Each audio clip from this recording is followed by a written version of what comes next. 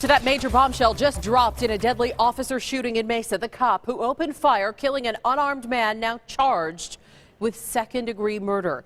County Attorney Bill Montgomery just announcing those charges. You might remember Daniel Shaver was shot and killed back in January at the Quint Inn in Mesa. This is just off the US 60. The Texas man was staying there while on business. Tonight, we do have the best continuing team coverage for you on this developing story. First, to ABC 15's Joe Bartels live outside the 4th Avenue jail with what you have just learned since 5 about this officer, Philip Mitchell Bracefield.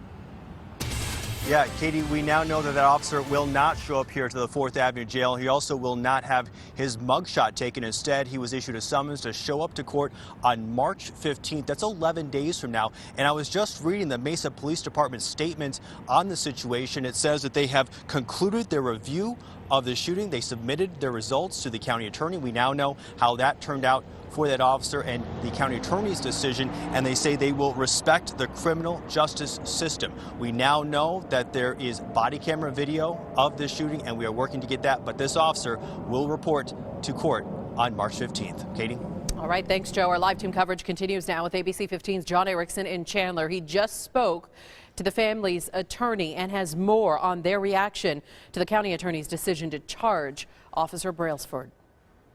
And we just talked with Mark Victor. He's the attorney representing the victim's widow in this case.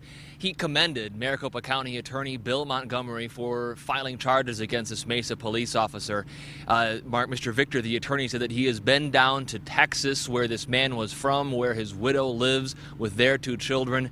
He said to see that mother, now widow, in action, being a mother with her 2 children, really devastates him even more than he ever could have been just hearing about the situation. He said life has become so difficult for them. He didn't want to say too much about the details of this case, as this is now only getting going as far as criminal justice goes. Back to you. John, thank you. And we know charging an officer is an extremely rare occurrence. In fact, the last Valley officer charged in the death of someone, former Phoenix officer Richard Chrisman. He's now serving a 7-year prison sentence for shooting and killing a man and his dog during a domestic violence call for help in 2010.